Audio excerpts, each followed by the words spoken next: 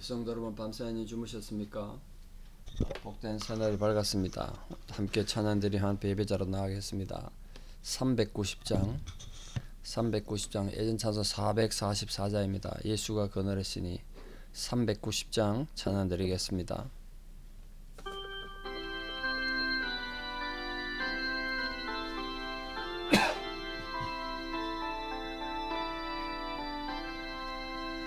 예수가 그늘이시니 즐겁고 평안하구나.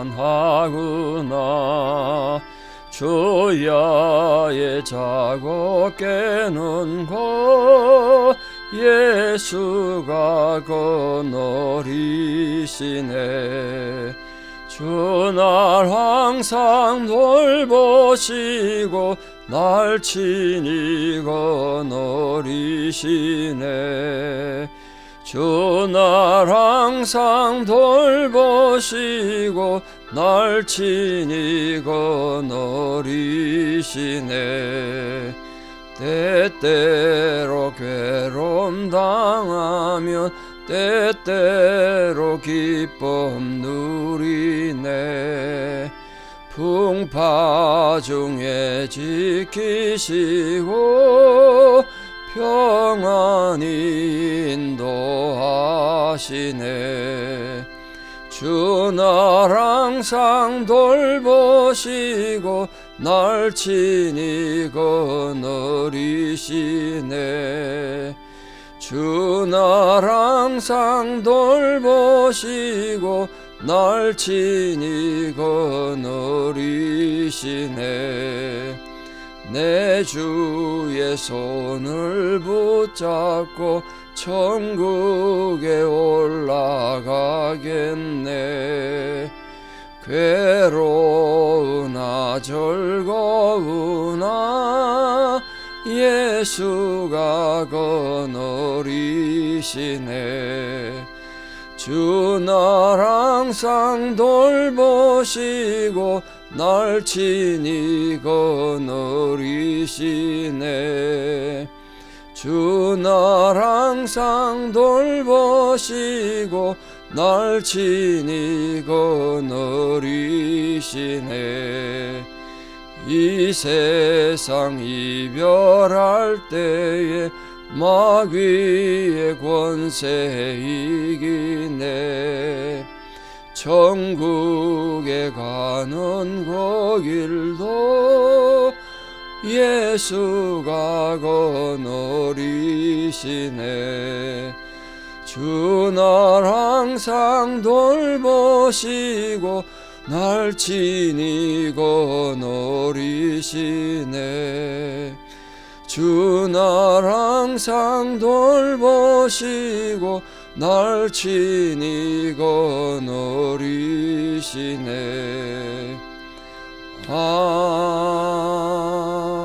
아멘. 사도신경으로 우리의 신앙을 고백드립니다. 나는 전능하신 아버지 하나님 천지의 창조주를 믿습니다. 나는 그의 유일하신 아들 우리 주 예수 그리스도를 믿습니다. 그는 성령으로 잉태되어 동정녀 마리아에게서 나시고 본디오 빌라도에게 고난을 받아 십자가에 못 박혀 죽으시고 장사된 지 사흘 만에 죽은 자 가운데서 다시 살아나셨으며 하늘에 오르시어 전능하신 아버지 하나님 우편에 앉아 계시다가 거기로부터 살아있는 자와 죽은 자를 심판하러 오십니다. 나는 성령을 믿으며 거룩한 공교회와 성도의 교제와 죄를 용서받는 것과 몸의 부활과 영생을 믿습니다. 아멘. 2025년 6월 19일 목요일 새벽입니다. 하나님 주신 말씀 누가복음 22장 7절에서 13절입니다. 누가복음 22장 7절에서 13절 봉독에 올립니다. 누가복음 22장 7절입니다. 6월절 양을 잡을 무교절 날이 이른지라 예수께서 베드로와 요한을 보내시며 이르시되 가서 우리를 위하여 6월절을 준비하여 우리로 먹게 하라. 여짜하되 어디서 준비하기를 원하시나이까? 이르시되 보라 너희가 성내로 들어가며 물 한 동이를 가지고 가는 사람을 만나리니 그가 들어가는 집으로 따라 들어가서 그 집 주인에게 이르되 선생님 네게 하는 말씀이 내가 네 제자들과 함께 유월절을 먹을 객실이 어디 있느냐 하시더라 하라. 그리하면 그가 자리를 마련한 큰 다락방을 보이리니 거기서 준비하라 하시니 그들이 나가사 그 하신 말씀대로 만나 유월절을 준비하니라. 아멘. 예수님께서 소위 말하는 성찬식이 제정되는 유월절 식사를 제자들과 함께한 장면입니다. 유월절은 유대인에게 지금도 가장 큰 절기인데 사랑 가족들이나 또 친지들이 모여서 함께 식사를 하면서 유월절 의미를 되새기는 굉장히 중요한 날입니다. 우리나라로 치면 8.15 광복절에다가 추수감사절 같은 개념이 다 합쳐진 개념이 아닐까 생각하는데요. 오늘 본문에 보면 유월절 곧 무교절 날에 이렇게 유월절과 무교절을 두 개 같이 쓰고 있습니다. 이게 같은 날인지 왜 이 누가는 유월절과 무교절을 같이 썼는가 좀 구분할 필요가 있겠다 싶습니다. 엄격히 좀 나누면 같은 날이 아니거든요. 그러면 또 전혀 상관없는 날도 아니고 깊은 또 상관이 있습니다. 그래서 유월절과 무교절이 함께 사용되기도 하는데 유월절이라는 건 말 그대로 유월은 넘어간다는 뜻입니다. 넘어간 걸 지키는 절기. 무교절은 누룩을 넣지 않은 그런 절기. 누룩 넣지 않은 빵을 먹는 절기. 그렇게 해석이 됩니다. 그 엄밀히 말하면 좀 구분이 되니까 구분하시면 좋겠습니다. 성경에 용어가 나올 때 이해 못하면 좀 혼돈이 올 수 있으니까. 자, 유월절은 이 유대력의 아비벌이라고 그랬습니다. 태양력의 4월이라고 그랬는데 그 니산은이라고 그게 쉽게 말하면 신정입니다. 신정. 이 유대력을 이루는 니산을 그 14일 저녁에 양을 잡아서 희생제사를 드리고 먹는 날이고 무교절은 유월절 포함해서 그 다음 날부터 7일 동안입니다. 유월절 다음 날이 무교절이 시작이다. 그때 누룩 없는 빵 그게 무교병이라고 그러는데 누룩 없는 빵을 먹으며 지킨 절기입니다. 그러니까 유월절은 무교절의 첫날을 의미하고 무교절은 유월절을 포함 그 뒤에 또 한 주간이니까 전체 절기가 8일이 되는 거죠. 그럼 유월절의 의미와 무교절의 의미를 왜 그렇게 나누는가? 좀 나눠야 됩니다. 의미가 다르기 때문에. 유월절의 의미는 애굽에서 이스라엘 백성들이 해방된 것을 기념합니다. 특히 해방되는 날 저녁에 모든 장자 초태생 사람의 장자뿐 아니라 동물의 처음 난 새끼까지 다 죽는 날인데 하나님께서 죽음의 사절을 이 양의 피를 문설주에 바른 집은 넘어갔기 때문에 심판이 넘어갔기 때문에 그걸 기념하고 감사하는 절기. 그래서 그때를 기념하면서 또 양을 잡아서 하나님 앞에 제사를 드리고 합니다. 다시 양 피를 문에 바로 거르지는 않지만 하나님의 심판이 죽음의 심판이 넘어가는 것을 감사하는 날이 유월절이다. 굉장히 중요한 날이죠. 그러니까 유월절 다음부터 시작된 무교절은 왜 시작됐냐면 유월절이 있은 그 다음 날부터 뭐가 시작됐냐면 이스라엘 백성들이 출애굽을 해야 했거든요. 근데 출애굽을 하려면 얼마나 정신없이 바빴겠습니까? 애굽이 갑자기 너희들 다 떠나라. 이스라엘 백성들 다 떠나라. 떠나고 싶은 사람 다 떠나라. 그렇기 때문에 이사할 시간이 별로 없잖아요. 그리고 애굽이 또 언제 마음 변할지 모르니까 빨리 가야 되니까 그 준비한 기간이 한 일주일 걸렸다는 거예요. 그때는 누룩을 넣어가지고 누룩 넣은 누룩이 다 부풀면 시간이 걸리잖아. 하루 종일 기다려야 되는데 그 기다릴 시간이 없었습니다. 그래서 그때는 급해서 누룩을 넣지 않은 빵을 그냥 생밀가루를 가지고 우리 전 무치듯이 그래 불에 구워 먹었다는 거예요. 그때 누룩은 죄와 부패를 상징하는 건데 막 부풀게 만드니까 애굽에 있는 누룩은 애굽의 부패, 애굽의 죄를 상징하는 거예요. 그걸 없애는 날이에요. 그래서 그때가 이제 무교절입니다. 아비벌 15일부터 21일까지 7일 동안 지키는데 누룩 없는 무교병 빵을 먹으면서 이스라엘 자기 조상들이 애굽에서 급히 나오던 것을 기념하는 그런 날이고 또 이 무교절을 지킬 때는 예수님 당시에도 그렇고 지금도 그런데 집안에 누룩을 두면 안 돼, 이스트를 두면 안 돼, 다 치워야 돼요. 그 날이 무교절입니다. 그 유월절과 무교절은 그래서 연결됐으면서도 구분됐다. 그런데 이 누가는 유대인이 아니잖아요. 헬라인이기 때문에 이게 무교절이나 유월절에 대한 완벽한 구분이 의미를 갖지 못했던 것 같기도 하고, 그리고 또 특히 또 유월절과 무교절이 연결됐다는 상황에서 하나로 이렇게 같은 날처럼 쓰고 있습니다. 그러나 구분은 좀 할 필요가 있다 생각합니다. 자, 유월절이 닥치니까 예수님도 유월절 제사를, 유월절 식사를 해야 되는데, 그때는 양을 잡아서 그 양을 다 먹을 수 있도록 사람들 초대하든지 가족들 함께 해야, 양 한 마리 잡으면 고기 양이 많잖아요. 남기면 안 되니까 그거 다 먹어야 하니까 잔치를 벌이고 엄숙한 날을 가졌습니다. 그때 예수님께서 제자들에게 유월절을 준비해라 그렇게 말했습니다. 베드로와 요한을 보냈다. 유월절 준비해라. 어디서 준비하면 좋겠습니까? 그 물었습니다. 자, 이게 중요한데요. 지금 아무도 어디서 준비할지 몰랐습니다. 장소를. 지금 장소를 말하는데도 예수님께서 어느 집에 가라 이래 말하지 않고 무슨 수수께끼처럼 첩보원처럼 이렇게 말합니다. 네가 성내에 들어가면 물 한 동이를 가지고 가는 사람을 만날 텐데 그 사람 들어가는 집으로 가라는 거예요. 그 집이 어느 집인지 알 수가 없잖아요. 생각해 보십시오.